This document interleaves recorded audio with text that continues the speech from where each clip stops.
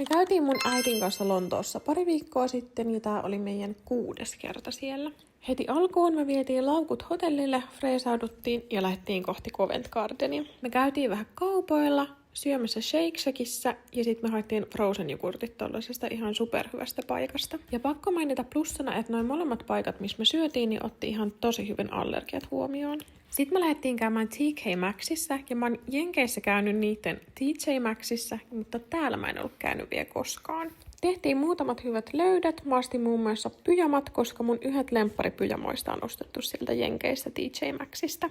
Jatkettiin kiertelyä ja mä olin pongannut somesta tollasen baarin, millä on tollanen Aperol Spritz-luukku tohon kadulle, niin mä halusin mennä käymään siellä. Toi oli mun mielestä niin söpö ja tosi kiva idea, että sun ei tarvi oikeasti mennä sinne baariin sisälle, vaan sä voit vaan napata siitä mukaan. Käytiin vielä parissa kaupoissa ja sitten me lähdettiin hotellia kohti, koska me oltiin illasta menossa käymään tuolla Little Venice-alueella.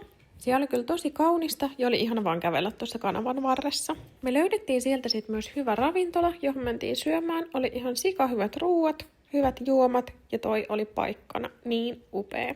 Ja sellainen oli meidän eka päivä Lontoossa. Kiitti kun katoit!